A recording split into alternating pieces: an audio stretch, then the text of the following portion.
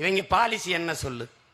சரி, உன்னுடைய political stand, உன்னுடைய political strategy. Hi friends, welcome to Afrin voice. இன்னைக்கு நம்ம சேனலில் என்ன பார்க்க போகிறோம் அப்படின்னு பார்த்தீங்கன்னா, வரப்போகும் எம்பி தேர்தலுக்கு சீமான் பட்டையை கிளப்பிட்டு இருக்காரு. அதை பற்றி தாங்க இன்னைக்கு பார்க்க போகிறோம். வரப்போகும் எம்பி தேர்தலுக்கு தமிழக அரசியல் கட்சிகள் இன்னும் தயாராகாத நிலையில் இதில் சீமான் மட்டும் முதல் நபராக பட்டையை கிளப்பி கொண்டிருக்கிறாரு. கடந்த 2019 எம்பி தேர்தலின் போதே 8% வாக்குகளை பெற்று தேர்தல் ஆணையத்தில் அங்கீகரிக்கப்பட்ட கட்சியாக மாற வேண்டும் என்பதுதான் நாம் தமிழர் கட்சியோட எண்ணமாக இருந்தது அப்படின்னு சொல்றாங்க. ஆனால் வெறும் 4% வாக்குகளை மட்டுமே அப்போது பெற முடிஞ்சிச்சு அப்படின்னு சொல்லியிருக்காங்க. காரணம், கமல்ஹாசன் தனியாக கட்சி ஆரம்பித்து அப்போதுதான் முதல் தேர்தலையும் சந்தித்திருந்திருக்காரு. அவரும் 4% வாக்குகளை பெற்றிருந்தார் அப்படின்னு சொல்றாங்க.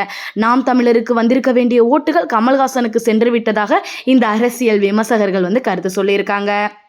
சிங்கம் தனியாகத்தான் வேட்டையாடும், ஆனால் ஓநாய், நாய், பன்றி தான் கூட்டமாக வேட்டையாடும் என்று ஒவ்வொரு தேர்தலின் போது சொல்லிக்கொண்டே வருகிறார் இந்த சீமான் அவர்கள். அதே போலதாங்க தனித்து தான் எம்பி தேர்தலில் களமிறங்கியிருக்கிறாரு அப்படின்னு சொல்றாங்க. உள்ளாட்சி மற்றும் ஈரோடு இடைத்தேர்தல் உட்பட அனைத்திலும் தனித்தே களமிறங்க முயற்சி செஞ்சிருக்காரு அப்படின்னு சொல்லியிருக்காங்க. இப்போதும் தனித்தே களமிறங்க போகிறார் அப்படின்னு சொல்றாங்க. கடந்த எம்பி தேர்தலின் போது 40 தொகுதிகளிலும் இது போலவே தனித்து போட்டியிட்டு 20 தொகுதிகளில் பெண் வேட்பாளர் 20 தொகுதிகளில் ஆண் வேட்பாளர்களையும் நிறுத்தியிருக்காரு.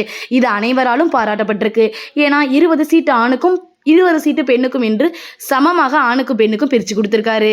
அந்த வகையில் இந்த முறையும் பெண் வேட்பாளர்கள் களமிறக்க முடிவு செஞ்சிருக்காரு நமது சீமான் அவர்கள்.